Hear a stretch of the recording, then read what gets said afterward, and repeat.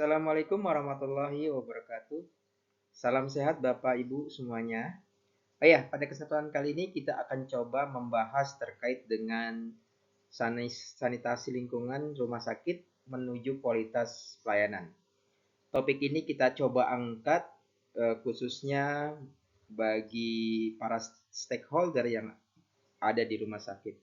Mudah-mudahan pembahasan ini bermanfaat buat Bapak Ibu semua yang sedang berprofesi ataupun sedang bekerja di rumah sakit. Nah, untuk lebih lanjut, mari kita simak beberapa penjelasan slide berikutnya. Oke, sanitasi lingkungan yang baik merupakan faktor penting dalam menjaga kualitas dan keselamatan pasien serta meningkatkan kualitas pelayanan medis. Nah, jadi Bapak Ibu semuanya, sanitasi lingkungan di rumah sakit merupakan hal yang sangat penting. Hal ini sangat berkaitan dengan kesehatan dan keselamatan pasien dan juga tentunya bagi beberapa stakeholder yang ada di rumah sakit tersebut. Nah, apa dasar hukum dari sanitasi lingkungan rumah sakit? Nah, dasar hukum dari sanitasi lingkungan rumah sakit itu sesuai dengan Peraturan Menteri Kesehatan Republik Indonesia Nomor 7 Tahun 2019 tentang kesehatan lingkungan rumah sakit. Nah, sekarang terkait bahwa sanitasi lingkungan rumah sakit itu sangat penting. Nah, ini apa sih yang menyebabkan sanitasi lingkungan rumah sakit itu sangat penting? Yang pertama adalah bahwa guna menghindari penyebaran infeksi. Nah, kita ketahui rumah sakit adalah tempat para pasien dirawat dan berbagai penyakit yang sedang diderita oleh pasien. Nah, lingkungan rumah sakit yang tidak higienis, yang tidak bersih dan sehat, sedianya dapat memberikan sebuah mediasi penyebaran infeksi.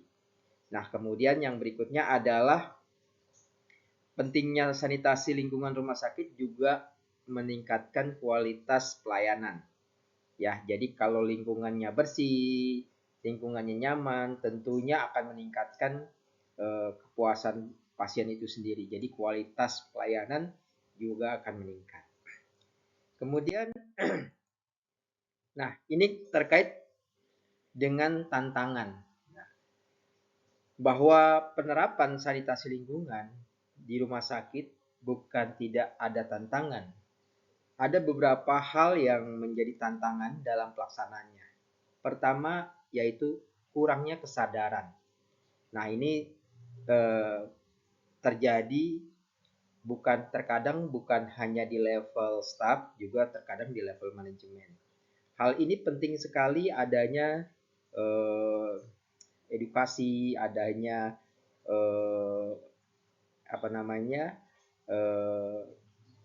penyampaian-penyampaian terkait dengan pentingnya kebersihan, pentingnya sanitasi yang ada di dalam rumah sakit itu sendiri. Jadi yang pertama, kurangnya kesadaran ini sangat sering kita jumpai bagi pegawai maupun staf yang ada. Nah, termasuk juga pengunjungnya. Nah, kemudian yang berikutnya itu terkait dengan keterbatasan sumber daya. Nah, ini biar bagaimanapun penerapan sanitasi lingkungan di rumah sakit juga tidak lepas dari dukungan dari peralatan dan juga dana yang memadai, karena peralatan itu sendiri untuk mensupport dari pembersihan di lingkungan rumah sakit. Nah, untuk itu perlu sedianya bagi manajemen rumah sakit memiliki alokasi anggaran khusus untuk pengadaan peralatan, terus juga manpower-nya. Nah, selanjutnya yang berikutnya yaitu yang menjadi tantangan adalah kompleksitas sistem sanitasi. Nah, Kita ketahui dalam rumah sakit itu menghasilkan dua limbah. Pertama limbah padat dan juga kedua limbah cair. Nah, kompleksitas dalam pengelolaan limbah rumah sakit ini memang menjadi sebuah tantangan ataupun menjadi sebuah kendala bila mana rumah sakit itu sendiri tidak memiliki sebuah sistem pengelolaannya secara baik dan benar. Contohnya misalnya di dalam pengelolaan limbah cair, sebelum limbah cair itu dibuang ke saluran umum, sedianya rumah sakit harus mengelola limbah cair yang ada yang keluar di dalam pengelolaan rumah sakit itu sendiri. Jadi sebelum dibuang ke lingkungan umum, sedianya rumah sakit harus mengelola limbah cair tersebut, termasuk juga limbah padat. Nah, kita ketahui limbah padat yang ada di rumah sakit itu termasuk adalah limbah infeksius. Nah, biasanya limbah padat yang ada di rumah sakit itu dipisahkan. Nah, setelah dipisahkan seperti jarum suntik ataupun bekas perban, bekas peralatan-peralatan medis, nah itu biasanya dilebur di dalam sebuah alat insenerator atau pembakaran dengan suhu yang tinggi. Nah, inilah yang menjadi tantangan atau kendala dalam pelaksanaan sanitasi di lingkungan rumah sakit. Jadi ada 3 hal yang pokok. Pertama, kurangnya kesadaran, kemudian keterbatasannya sumber daya baik secara dukungan fasilitas maupun secara dana, kemudian kompleksitas sistem dalam pengelolaan tata kelola sanitasi di lingkungan rumah sakit. Nah, tapi biar bagaimanapun manajemen dan stakeholder yang ada di rumah sakit sedianya bisa memberikan ruang dalam memberikan dukungan penerapan sanitasi di lingkungan rumah sakit tersebut. Selanjutnya, nah sekarang kita melihat apa sih komponen kunci sanitasi di lingkungan rumah sakit itu sendiri. Pertama adalah kebersihan lingkungan. Nah ini tentunya menjadi sebuah item yang bisa kita lihat, yang biasa kita amati, yaitu bisa dilihat secara kasat mata terkait dengan kebersihan lingkungan ini, seperti bagaimana di dalam lingkungan area umum itu terlihat rapi, tidak ada sampah, terus ruang perawatan juga rapi, tertata rapi, tidak ada sampah yang berserakan dan sebagainya. Nah, dan juga fasilitas-fasilitas lain, ya. Jadi komponen kunci yang pertama adalah kebersihan lingkungan. Jadi kita bisa lihat rumah sakit yang peduli dengan sanitasinya itu akan terlihat di dalam kebersihan lingkungan itu sendiri. Kemudian yang kedua adalah pengelolaan air. Nah, air merupakan sebuah komponen yang sangat penting. Nah, bagi rumah sakit yang peduli dengan sanitasi lingkungan, sedianya pengelolaan air ini menjadi sebuah prioritas yang penting dalam sisi kualitas maupun kuantitas. Jadi penyediaan air yang bersih, penyediaan air yang sehat, yang sesuai dengan standar yang disarankan oleh kementerian. Nah, ini juga menjadi syarat bagaimana pengadaan air bersih berkualitas ini juga sedianya bisa dipenuhi. Karena penggunaan air di dalam pengelolaan medis ini sangat-sangat penting sekali. Kemudian selanjutnya adalah pengelolaan limbah. Tadi di awal saya sudah singgung. Nah, di sini akan kita bahas secara detail bahwa pengelolaan limbah juga menjadi komponen kunci sanitasi. Jadi di sini ada limbah-limbah medis dan limbah non medis. Terutama untuk limbah medis ini juga harus dikelola dengan baik. Tidak boleh dibuang sembarangan, tidak boleh dibuang begitu saja sebelum atau tanpa dikelola terlebih dahulu. Nah, kemudian yang keempat yaitu yang menjadi faktor kunci sanitasi yaitu pengendalian vektor. Dalam hal ini adalah keberadaan dari serangga dan beberapa hewan pengerat ya. Nah, jadi contohnya rumah sakit itu bisa terlihat higienis, sanitasinya terjaga atau sanitasinya terkelola dengan baik, itu kita bisa lihat dengan pengendalian vektor. Misalnya contohnya kondisi serangga yang ada di sana, baik nyamuk, semut, kecoa, maupun binatang pengerat kayak tikus dan sebagainya. Kalau pengendalian vektornya ini tidak baik, sedianya tentunya hewan-hewan seperti itu akan banyak berada di beberapa bagian. Ya, kita menghindari karena biar bagaimanapun hewan-hewan tersebut bisa menjadi perantara penyebaran penyakit. Ya, jadi ada 4 komponen kunci sanitasi di lingkungan rumah sakit. Ya, jadi perlu diperhatikan khususnya bagi manajemen dan juga pengelola serta bagian yang menangani sanitasi di lingkungan rumah sakit. Karena komponen kunci ini juga memberikan sebuah layanan sebagai bentuk tolak ukur bahwa rumah sakit itu memiliki pelayanan yang berkualitas. Nah, untuk itu komponen kunci ini perlu kita perhatikan dan perlu kita jaga dan kita laksanakan. Kemudian yang selanjutnya adalah, nah di sini terkait dengan strategi peningkatan kualitas sanitasi lingkungan. Biasanya dalam pelaksanaan strategi peningkatan kualitas sanitasi lingkungan itu terkait dengan beberapa sebuah visi dan misi rumah sakit itu sendiri. Jadi bagaimana untuk meningkatkan kualitas sanitasi lingkungan perlu adanya beberapa strategi atau langkah-langkah yang harus dijalani. Yang pertama adalah di sini strateginya untuk meningkatkan kualitas adalah adanya sebuah perencanaan yang matang. Ya, jadi tidak hanya sebatas program rutinitas, tapi juga menjadikan sebuah strategi jangka panjang dan juga terkait dengan program-program yang terarah. Ya, jadi perencanaannya yang disusun secara matang, komprehensif, dan juga terintegrasi. Nah, ini penting sekali. Jadi strategi dalam peningkatan kualitas sanitasi lingkungan diantaranya adalah melakukan sebuah perencanaan yang matang.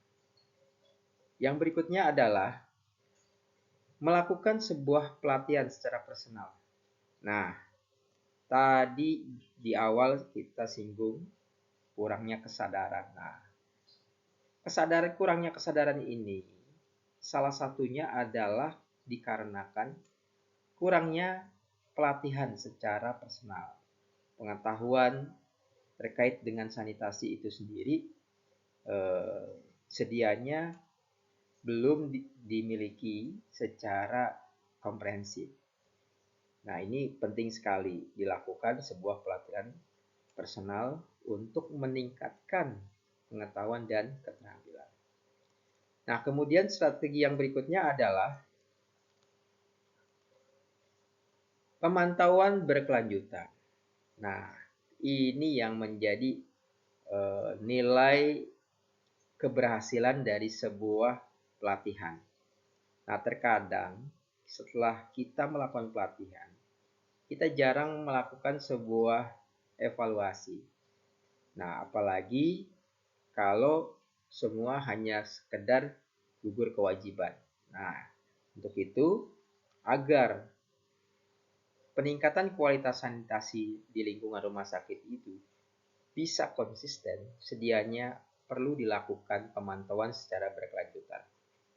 Jadi pemantauan atau evaluasi sistem berjalan dan tidaknya itu harus dipantau secara berkelanjutan dan berkala. Kemudian yang berikutnya yaitu komunikasi yang efektif. Nah, penting sekali kita membangun sebuah komunikasi yang efektif kepada semua stakeholder, khususnya bagaimana pengetahuan mereka, persepsi mereka terkait dengan sanitasi lingkungan itu semua sama. Sehingga semua punya rasa tanggung jawab untuk mewujudkan sanitasi lingkungan guna mewujudkan kualitas layanan yang baik. Ya, jadi ada 4 strategi dalam peningkatan kualitas sanitasi lingkungan. Yang pertama adalah perencanaan yang matang, latihan personal, pemantauan berkelanjutan, dan tentunya kita harus membangun sebuah komunikasi yang efektif. Baik, untuk yang berikutnya terkait dengan peran stakeholder dalam pengelolaan sanitasi lingkungan. Jadi memang dalam mewujudkan pengelolaan sanitasi lingkungan yang berkualitas, berkesinambungan, itu tidak bisa berjalan sendiri. Artinya ini hanya sekedar tanggung jawab petugas kebersihan misalnya, ataupun ini diserahkan tanggung jawab penuh oleh petugas sanitasi misalnya, atau bagian umum ataupun bagian rumah tangga. Itu nggak bisa seperti itu. Bila kita ingin mendapatkan sebuah hasil pelayanan yang berkualitas terkait dengan bagaimana meningkatkan sanitasi lingkungan rumah sakit, maka kita butuh dukungan dan peran semua stakeholder yang ada di rumah sakit. Siapa saja? Pertama adalah di sini peran dari pihak rumah sakit. Dalam hal ini manajemen dan juga beberapa pihak yang terkait di dalam pengelolaan rumah sakit. Kemudian yang kedua adalah pemerintah dan Kementerian Kesehatan. Nah, biasanya pemerintah dan Kementerian Kesehatan ini terkait dengan peran regulasi atau peraturan yang biasanya mereka sudah mereka sudah sampaikan terkait aturan-aturan atau beberapa peraturan atau regulasi undang-undang yang terkait dengan pengelolaan sanitasi lingkungan. Nah, kemudian juga organisasi profesi kesehatan ini juga menjadi sebagai salah satu pihak juga yang bertanggung jawab dalam pengelolaan sanitasi lingkungan. Biasanya organisasi profesi seperti ID atau organisasi perawat dan sebagainya ini juga biasanya harus mengetahui beberapa aturan perundang-undangan yang terkait dengan pengelolaan sanitasi lingkungan. Kemudian yang berikutnya juga penting sekali juga keterlibatan dari masyarakat dan pasien. Artinya masyarakat ini pengunjung ya, kemudian pasien. Jadi sekali lagi, kualitas pelayanan secara komprehensif tidak dapat terwujud dengan sanitasi lingkungan yang tidak, dengan pengelolaan sanitasi lingkungan tidak baik. Nah, untuk itu diharapkan dihimbau untuk semua stakeholder yang terlibat bisa memiliki bertanggung jawab tentunya dengan peran aktif masing-masing. Nah, baik, itu peran terkait dengan peran stakeholder ya. Sekarang kita lanjut untuk yang berikutnya adalah, nah, di sini kami akan sampaikan terkait menjaga kebersihan dan kualitas air.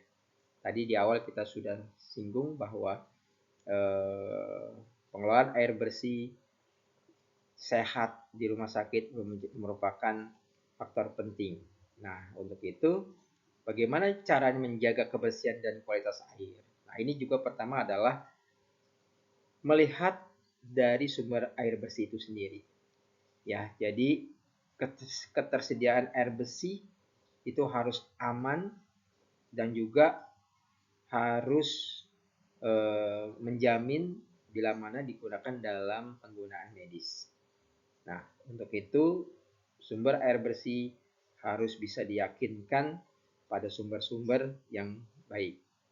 Apakah itu dari sumber air tanah misalnya, ataukah itu bersumber dari air pegunungan. Nah, ini tentunya juga harus melalui proses-proses secara biologis maupun secara kimia, yang harapannya supaya ketersediaan air bersih itu bisa menjamin dalam penggunaan medis. Kemudian yang berikutnya, ini juga terkait dengan kebersihan fasilitas air. Bagaimana penggunaan air itu tidak terkontaminasi atau tidak tercemar, baik air yang ada di wastafel, di toilet, dan di kamar mandi. Biasanya penggunaan air itu terpisah antara penggunaan air untuk keperluan medis maupun untuk keperluan fasilitas kebersihan, misalnya kayak pembersihan wastafel, toilet, dan mandi. Nah, ini juga harus dikelola. Paling tidak kita sudah jelas sumber air itu dari mana. Kemudian yang berikutnya, ini juga dipastikan.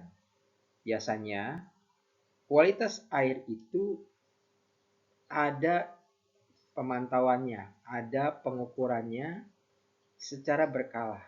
Biasanya air itu akan dibawa ke laboratorium, akan dicek seberapa amannya untuk digunakan, baik itu air untuk penggunaan secara medis maupun secara penggunaan secara umum. Ya, baik ya. Jadi secara detail menjaga kebersihan dan kualitas air ini juga merupakan bagian dari sanitasi lingkungan di rumah sakit. Kemudian yang berikutnya, nah ini kita singgung di awal tadi pengolahan limbah medis ya. Nah, sekarang kita coba secara detail bagaimana pengelolaan limbah medis yang efektif. Ini adalah bagian dari pengelolaan sanitasi lingkungan di rumah sakit. Nah, di dalam pengelolaan limbah medis yang efektif, pertama perlu dilakukan pemisahan limbah. Jadi, limbah-limbah rumah sakit ini terdiri dari limbah medis dan non-medis. Nah, biasanya prosedur dalam pengelolaan limbah medis itu adanya pemisahan limbah. Jadi dengan pemberian kantong warna yang berbeda-beda. Nah, ini supaya memudahkan petugas pengelola limbah medis ini dalam pengelolaannya tidak tertukar antara limbah medis dan limbah non medis. Kemudian yang kedua, pengelolaan limbah. Ya, pengelolaan limbah ini juga harus tepat dan sesuai. Kalau limbahnya limbah padat medis, biasanya diolahnya secara khusus di dalam pengelolaan bagian yang terkait dengan pembakaran pada suhu tinggi. Jadi kalau limbah padat medis itu biasanya diolah di dalam sebuah instansi yang namanya insenerator. Nah, jadi tidak bisa limbah padat medis ini dibuang langsung ke pembuangan umum, ya. Nah, jadi penting sekali karena ini memang bagian dari pengolahan sanitasi lingkungan di rumah sakit, ya.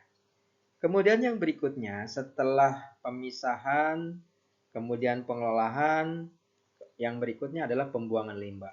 Ya, tentunya tadi ketika limbah sudah diolah, sudah dipisah, barulah limbah tersebut bisa dibuang dalam pembuangan akhir atau pembuangan umum yang notabene-nya limbah tersebut sudah dinyatakan tidak lagi membahayakan atau tidak lagi mengandung infeksius.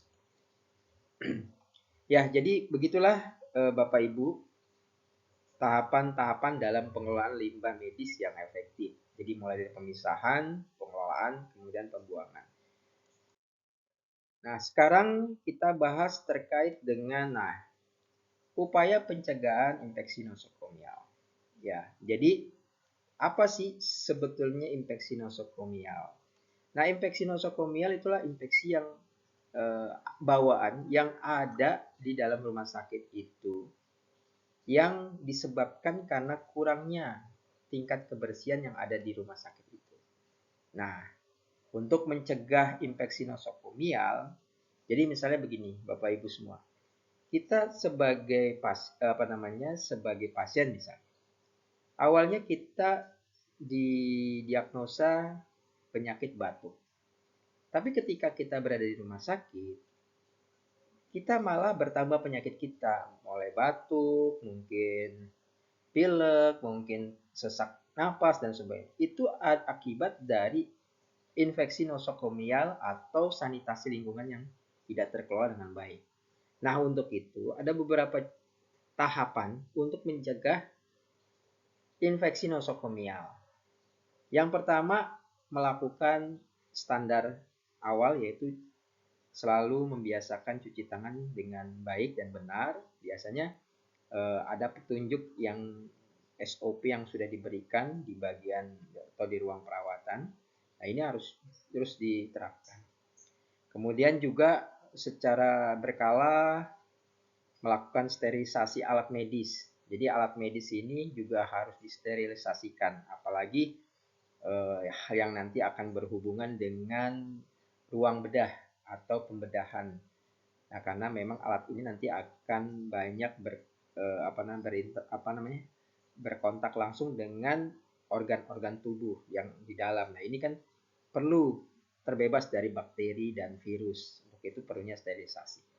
Kemudian yang ketiga, kebersihan lingkungan itu sendiri. Nah, tadi di awal kami sudah sampaikan bahwa infeksi nosokomial adalah penyebabnya salah satunya adalah lingkungan yang kurang bersih. Nah, untuk itu kebersihan lingkungan,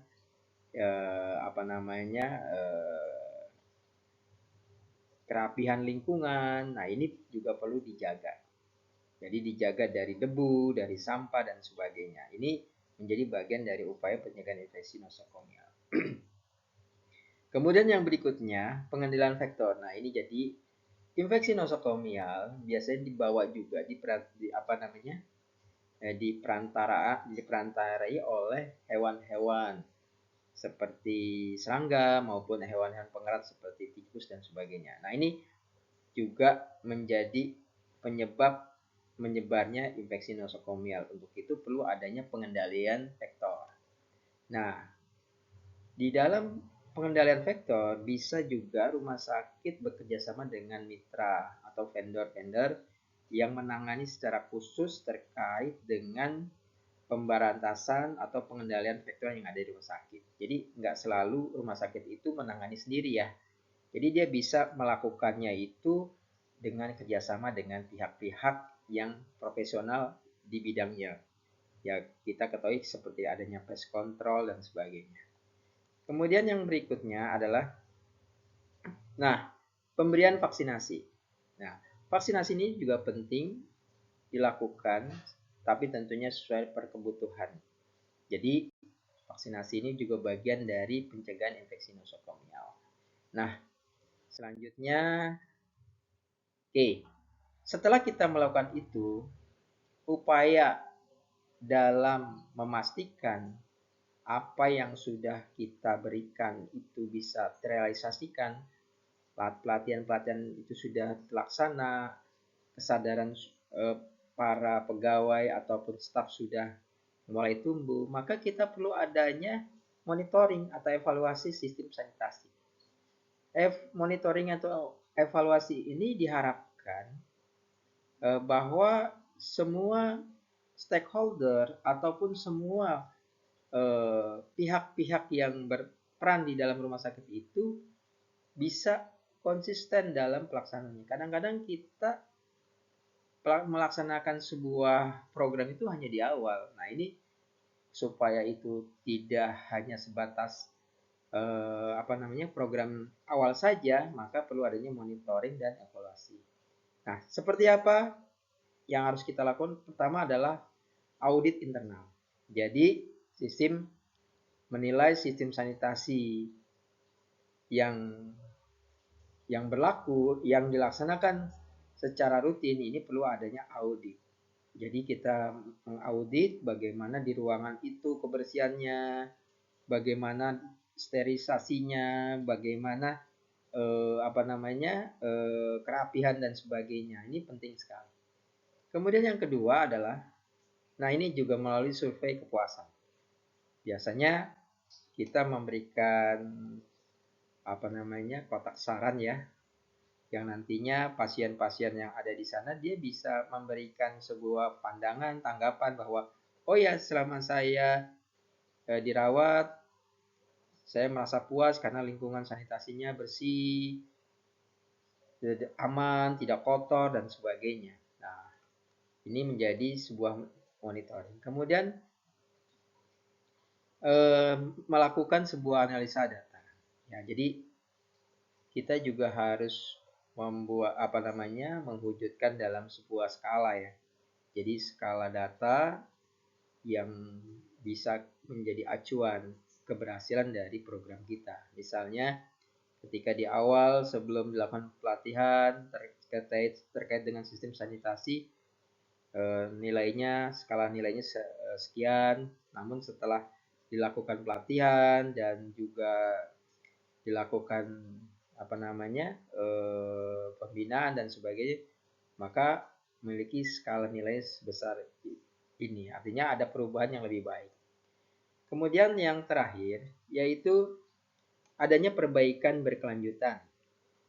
Nah, upaya perbaikan berkelanjutan ini seperti yang sudah diskalakan tadi. Jadi dari skala analisa datanya sekian, apa sih penyebabnya misalnya?